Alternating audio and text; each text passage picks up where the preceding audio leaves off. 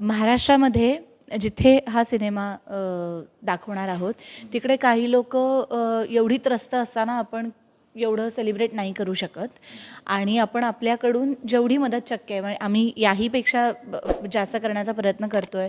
आम्ही सगळेजण सातत्याने एकमेकांशी बोलतो आहे, पण टीम मनाचे श्लोककडून एक आम्ही सहाय्यता निधीसाठी म्हणून ही रक्कम जाहीर केलेली आहे.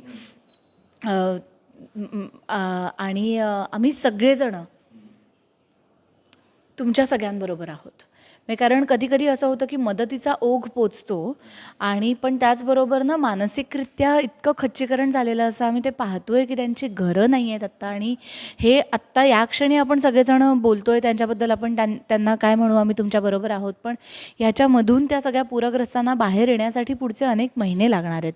कारण ते जे नुकसान आहे मानसिकरित्यासुद्धा किंवा जी वित्तहानीसुद्धा झालेली असणार आहे त्याच्यासाठी त्यांना पुढचा काही काळ महाराष्ट्र त्यांच्याबरोबर उभं राहण्याची गरज आहे.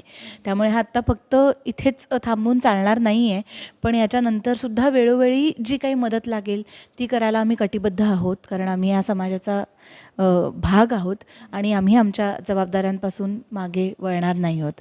आणि हेच सांगण्याचा आमचा एक उद्देशसुद्धा होता की आम्ही कलाकार मंडळी म्हणून, आम्ही मनाचे श्लोकचा टीमचा भाग म्हणून आमच्या टीमकडून जेवढं आहे तेवढं या क्षणी केलं आहे, ह्याच्या पुढे आम्ही करत राहणारच आहोत. पण अननोटिस्ड नाही आहेत या गोष्टी. आमच्या मनामध्ये ह्या गोष्टीचा आम्हाला त्रास होतो आहे. कामं प्रत्येकाची सुरू राहतात, ती त्यांचीसुद्धा सुरू होणार आहेत. त्या पद्धतीने हा आमच्या कामाचा भाग आहे म्हणून ट्रेलर लॉन्च आम्ही करतो आहे. 10 तारखेला अनाऊन्स्ड आहेत गोष्टी, पण आमचं मन खरोखरच सगळ्यांचं तिकडे गुंतलेलं आहे.